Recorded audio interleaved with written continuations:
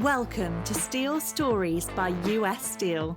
In this podcast, we explore the wealth of knowledge from leading industry experts to help you navigate the infinitely developing, renewable world of steel.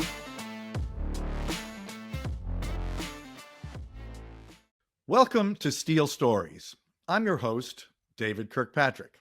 Today we're tackling one of the biggest challenges in steelmaking, its environmental impact. Steel is everywhere, in the cars we drive, the buildings we work in, and the infrastructure that keeps the world moving. But here's a stat that might surprise you. Steel production accounts for nearly 9% of global CO2 emissions. That's a big number, and the industry knows it needs to change. In this special two-part series, I'm joined by Jeff Becker, a sustainability engineer at US Steel, to break down where steelmaking has been, where it is today, and most importantly, where it's headed. In part one, we'll take a deep dive into how steel is made, why it's such a major contributor to emissions, and what's already being done to cut its carbon footprint, from electric arc furnaces to increased recycling. Then, in part two, we'll focus on the future. How can steelmaking get to near zero emissions? We'll explore the role of hydrogen, direct reduced iron, and carbon capture, and how companies like US Steel are working to make greener steel a reality. If you care about innovation, sustainability, or the future of the materials we depend on every day, you won't want to miss this conversation. So let's get into it. Here's part one of The Future of Steel with Jeff Becker. Welcome back to Steel Stories. I'm David Kirkpatrick, your host, and we have a really interesting episode coming right now with Jeff Becker, who is a sustainability engineer at US Steel and one of the world's best explainers of how steel is made and where the steel industry is going. So that's our topic for today, the future of steel at a time when steel is indispensable to the modern economy, and yet it is a huge contributor of CO2 greenhouse gases. So given the climate crisis, it's an issue that must be addressed, but we also can't live without steel. So that's the interesting topic for today. I'm very much glad to have you, Jeff. Welcome to the Steel Stories. Well, thanks for having me, David. Appreciate the opportunity to talk to you and everybody else a bit about what we do at US Steel, how we make steel, and what we're doing from the standpoint of greenhouse gases. Good. Well, they say, if I got it right, that steel alone contributes roughly 9% of global CO2 emissions, which is just an astonishing figure. Why is it that steel is such a huge contributor to emissions and greenhouse gases and CO2? When we look at how steel is made, the traditional method of making steel, or what we call the integrated process, and that's where we have a blast furnace, and you think about all the large equipment we have, we're starting out with materials that we mine out of the ground. We're starting out with iron ore, which is iron oxide, and we're starting out with coal, which is carbon. And both of those materials we do have to upgrade to make them usable in the steel mills. And with iron ore, sometimes we can get it right out of the ground and use it if the ore is, 62% iron content, with the rest being oxygen. Most places in the world, though, the iron content's a lot less. So first what we do, and we do this in our mines in northern Minnesota, is we upgrade the ore to remove a lot of the impurities to take our iron content, which in the ground is the low 20%. Yeah. And upgrade it to, say, 64% iron. But most of the rest of what's left, because it's an ore, most metals in the ground are not just the metal. They're an ore with the metal and something else. Well, in the case of iron, it's oxide. So it's iron oxide, hematite or magnetite are the compounds, and it's a combination of iron and oxygen. And so that's our main raw material. What is that process called when it's done up there in Minnesota? We call it beneficiation. And it's a combination of, we're taking it, we blast the rock, we grind it to a very fine powder, like almost like a baby powder kind of consistency. And then we pelletize it. So we make it into pellets, which are small marble-sized balls that make it much easier to handle, much easier to transport from our mines in Minnesota, either by, lake freighter or by rail or both, Okay. to our mills in Indiana and Pennsylvania. And those pellets are more than 60% iron by that Yeah. point. Yeah. Yeah. Okay. They're Okay. So we're still looking to find out where the emissions are, right. but keep going on the process. Right. And then the other main raw material is we start with coal that is mined in the ground. So it's a special type of coal called metallurgical coal. But then we process that coal because coal is not 100% carbon. We think about coal being carbon, but there is a lot of other impurities with it. So in our coke plants that we have in Clairton plant in outside of Pittsburgh, we take that coal and we bake it to drive off the impurities. This is turning it into coke, essentially. To turn it into coke, exactly. Which is, you can think about it as a purified form of coal. So it's 99+% carbon. Okay. So we've got iron ore, which is iron plus oxygen, and we have coke, which is carbon. We put those materials in the blast furnace, and the blast furnace has been around in one form or another hundreds of years. There were blast furnaces in the colonial era in the US, so pre-United States. And we take the iron ore and we take the coke and we put it into the top of the blast furnace, which is a big furnace, 100, 150 feet tall, 40, 50 feet in diameter. And we have those two elements, and then we blow in the bottom, or near the bottom, we blow hot air. A blast, which is where the blast furnace gets its name. Air is heated up to 2,300 degrees Fahrenheit. Right. And so the oxygen in the air is 21% oxygen. We may add a few percent more oxygen into the air, enrich it, but that oxygen reacts with the coke to form carbon monoxide, CO. Right. Then that CO reacts with the iron oxide to form iron and CO2. So the CO2 goes out the gas stream with nitrogen, with hydrogen, with other, so it's a mixed gas. And coming out the bottom of the furnace is liquid iron at about 2,600 degrees Fahrenheit with some carbon remaining, about 4.5% carbon in the liquid iron. And then we have some other elements. We've got silicon, we've got manganese, some of the stuff that comes along with the iron ore that we don't remove stays with the iron. So we've got that. And then our other co-product with the blast furnace is what we call slag. And the other material we use in the blast furnace is limestone that is mined. Okay. And when we put that in, it melts and forms, like I said, what we call slag. And that is used to absorb some of the impurities. So we're still doing a purification process in the blast furnace while we're doing a smelting, which is chemical reduction, and melting.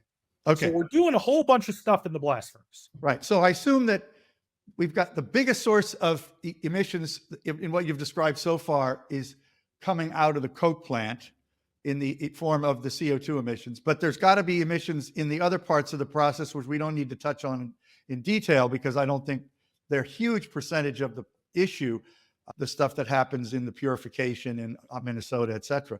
But then there's another big, just to take us to the other big piece of steel making. Yeah, well, before we get to that, the largest part of emissions are actually from the blast furnace, where we're doing the actual chemical reduction of the iron oxide into liquid iron. Then we have one more step there where we take that liquid iron that still has a lot of carbon in it, 4.5%, and we convert that to steel in the basic oxygen furnace, where we remove the rest of that carbon with oxygen, again generating CO2. But that's where we make the steel grades, the 1,000 or so grades that we make of steel we make. That's where we do that in the basic oxygen furnace, where we're starting with liquid iron from our blast furnaces, adding scrap, 20 to 25% scrap, to end up with liquid steel at 3,000 degrees. So there's scrap added even in the traditional steel making. Yeah. And then we solidify it in casting, and then we roll it to whatever final product we're making. The rolling, the coating, all of that does have some emissions with it, mostly with energy, natural gas, and electric. But the bulk of the emissions are really from the blast furnace, the steel shop is secondary, and then everything else sort of is tertiary or even less. So that's really the integrated process. And so it's creating the coke that the real big emissions problem emerges. Well, it's not really creating the coke as much as using the coke in the blast furnace we have to, when we start with iron ore, we have to have a way to strip the oxygen away from the iron. Yeah.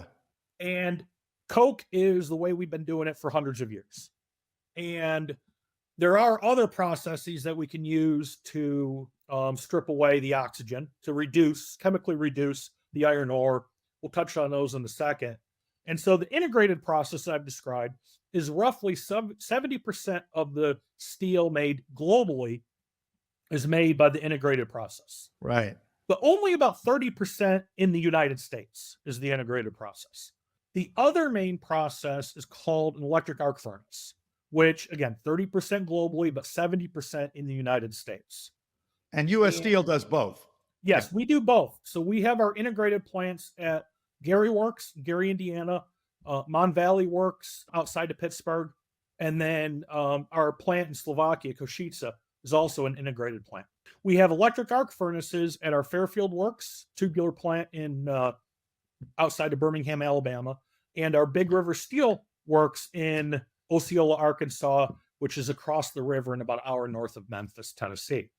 And in the EAF, we're starting with steel. We're starting with steel scrap, and we're using recycled. It's basically to recycle steel that's been used for something before. Yeah, absolutely. Steel is by far the most recycled material on the planet. The steel industry reuse all the steel we can get, whether it comes from, a household with, tin cans, all the way to appliances. When an automobile finally goes to its end of life, it gets recycled into new steel, or, a building, a bridge, roads, when you dig up roads and the rebar in the roads, all of that comes back to us eventually. Right. Through scrap dealers, through the scrap industry. And we use that. We use that in the integrated process, like I said, about 20%, but in an EAF, it can be up to 100% of the charge of the melt can be recycled steel. And so from an emission standpoint, we're starting with 99 point whatever percent steel already. So we don't have to worry about the chemical reduction process because that's already happened previously. That's a huge emission savings right there. Absolutely. That is huge. And, so when we look at our direct emissions from comparing like our integrated plants to say Big River, where we're making the same products, the EAF is 75, 80% lower CO2 emissions. Right. So great for the environment. Also, by recycling, we're not putting stuff in landfills. So again, great for the environment. And so we have that EAF process. And as I said, 70% of the steel made in the US is made in EAF. And because we have a lot of scrap, because we've been making stuff out of steel for 140 years or whatever. So there's a lot of scrap, and we have a lot of electricity that is low cost, especially when you look globally. Relative to other countries, electricity is cheaper here. Yes, absolutely. So that's big reasons why the EAF side of the industry has grown in the US more so than other parts of the world. And so it's a big advantage from an emissions standpoint. And now one of the things with an EAF and using scrap is that when you're making certain products, you need certain chemical compositions of those steels. When you use all scrap, there ends up being elements, especially copper, that stays with the steel that can be a bad actor in the final product. So sometimes, and what we do say at our Big River operations is we take the scrap, we don't use 100% scrap. And the rest of it is either pig iron, which comes from a blast furnace. Some of it, comes from our Gary Works, where we take that. When I talked about the blast furnace making liquid iron with, 4.5% carbon, we can take that off to the side and solidify it in that form. Right. And that's called pig iron. that we will take some of the iron we make at Gary, we ship it down to Big River. Big River also purchases pig iron on the open market. And then we also use a product called hot briquetted iron, which is a type of iron that instead of using coke to reduce the iron ore, it goes through what's called a direct reduction process, DR process, where we use natural gas. And we never melt. So that's the big difference. We call it direct reduction because it never actually melts. What you're directly reducing is what exactly? The iron ore. So we take the pellets that we would make in Minnesota or make elsewhere around the world, Yeah. which is the iron oxide. You still use the pellets. We still use the pellets, and it's a little bit higher quality pellet. We need a little bit more iron in it. Okay. And so we call it direct reduced grade pellet, which we recently upgraded our Keetac operation in Keewatin, Minnesota, to be able to make that kind of quality of iron ore pellet.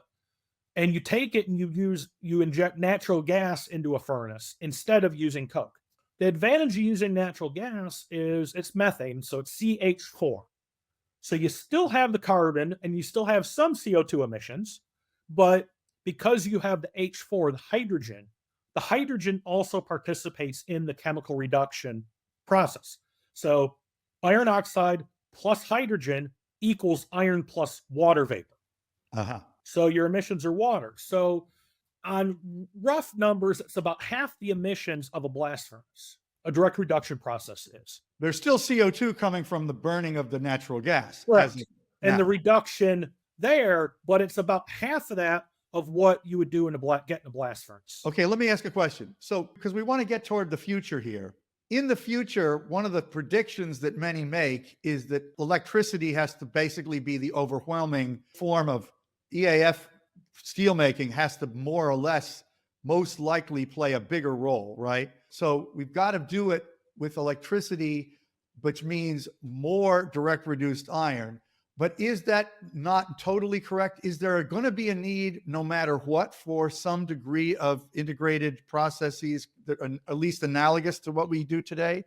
Yeah, so great question. And it's something that is being debated and discussed at the highest in World Steel Organization, which is the trade and technical organization for the steel industry globally.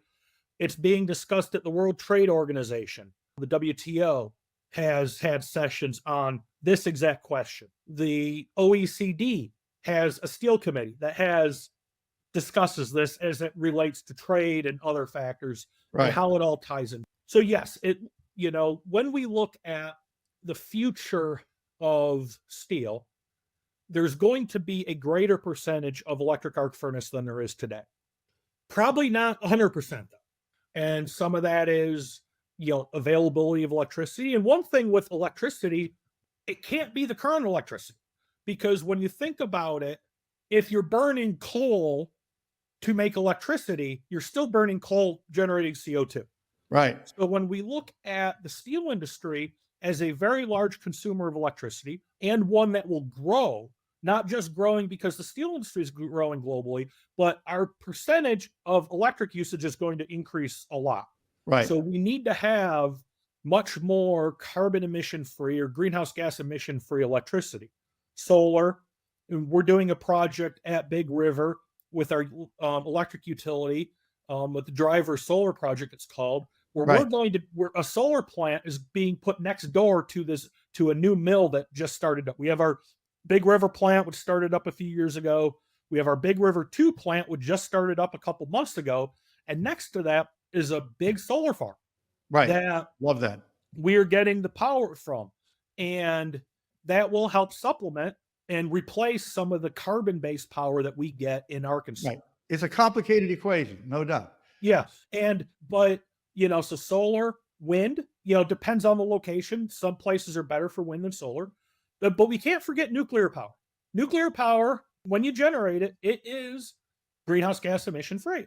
Right. So, and yes, there are other issues with nuclear power, but we think that nuclear power has to be part of the solution to supply the energy, and not just for the steel industry, for society. Right. As we go away, as we reduce the amount of coal and natural gas that's used for electricity, we're going to need greater carbon-free electricity. And we also need then the transmission to wherever the steel mills are at from wherever the power is generated. These are So, societal problems yes. in terms of Yes. upgrading our overall infrastructure for a green economy. Definitely. Exactly. And it's not, and it's not just the steel industry that will certainly benefit us greatly, but it'll benefit society as a whole. So that's something outside of the steel industry that we look at as being important. Yeah. But when we look at that, we look at what we would call maybe hybrid plants that are going to look sort of between what an EAF based mill or a mini mill is and what an integrated plant is. The first example is, can you put, or do you put, have at your EAF plant, do you put a direct reduction plant running on natural gas? So you're not just going to use the recycled steel, the steel scrap, you're going to be using a percentage of ore-based metallics, which is what we call all these various products when we start with iron ore that we dig out of the ground. That presumably would be more important in other parts of the world where they have less scrap also. Correct. And so we see this model exactly in places in the world that have less scrap. We see it in Mexico. We see it in the Middle East. We've seen it being talked about more for Europe. So they have a DRI plant that uses natural gas next to an EAF plant that runs on electricity. Right. And one of the advantages then, if they're co-located, is you can feed the DRI hot, because it's at about 1200 degrees Fahrenheit when it comes out of the bottom. If you feed it hot into the EAF, that's less electricity you need in the EAF because you've already done some of the heating. A lot more efficiency. A lot more efficient. So that's, I think, the first model that we're going to see. And then the next step in that, again, on the EAF side, is changing that DRI plant from using natural gas, which again, methane, so it's both carbon and hydrogen, to using more and more hydrogen, eventually 100% hydrogen in the DRI plant. Right. So the DRI plant then would have zero CO2 emissions because it's all hydrogen going in. So it would be water vapor coming out. Yeah. You got to have a lot of hydrogen for that. Oh yeah. A whole, and it needs to be hydrogen that's green hydrogen ideally. So right. Yeah. And so made from which hydrogen can be made from renewable energy, solar and wind, or it can be made using regular electricity. And that changes the nature of the green quality of the hydrogen. Right. Because when we look at the emissions, we don't just look at the emissions inside our plants. We have to look at all of our fuels, all of our feedstocks. Right. Yes. So if you look at hydrogen today, globally, 99% is made by what's called steam methane reforming. So you start with CH4 methane, you split that off to make hydrogen, and then CO2 goes in the atmosphere. So not really much of a benefit when we think about emissions in the steel industry. Yeah, you're basically using natural gas to make hydrogen in that part of it. Right. And honestly, we would rather just use natural gas directly in that case. Right. Yeah. So going to hydrogen, you end up with what's called an electrolysis process, where you take water, H2O, and you split that, use electricity to split the water into hydrogen and oxygen. Right. And then you take that hydrogen, and that's what you use to inject into the furnace, DRI furnace, to make DRI from iron ore pellets. Right. And that would be the future green way to make hydrogen, assuming the electricity that's used to split the water is coming from a renewable source. Right. And so green hydrogen is when it's used as a renewable source. Pink hydrogen is when it uses nuclear. And then gray hydrogen is just the traditional, what we use now. There's some talk of blue hydrogen, which would be taking gray hydrogen, so the current process now, but then doing a carbon capture on it, where you capture the CO2 from the off gas and sequester it or use it. There's a lot of excitement about that, but that's another matter. Yeah, that's a whole nother subject. Yeah, so if we use the hydrogen that then is green or pink, so it's coming from electrolysis, we can put that in the DRI. We greatly reduce our emissions. And then if we have zero emissions electricity for our EAF, we've got what we would call a near zero emission steel mill. Right. We'll still have residual emissions and stuff around, but that would get to where we need to, most of the way where we need to go. So basically, if you could do that at scale on a global basis, you wouldn't need any blast furnaces at all. That's what's being debated. Okay, tell me the debate. Just summarize the debate really quickly. Whether we would. Yeah. The debate really quickly is iron ore in the ground has a lot of other stuff with it we talked before. And there's questions that people are doing research on. Can you upgrade the iron ore to high enough iron content for the DRI EAF process without causing a whole bunch of other problems, either in the iron ore or in the EAF? So another school of thought is that we say, okay, we need blast furnaces. We're going to have coke plants, but we know they emit CO2. So then you do carbon capture on the blast furnace, on the BOF, on the coke plant.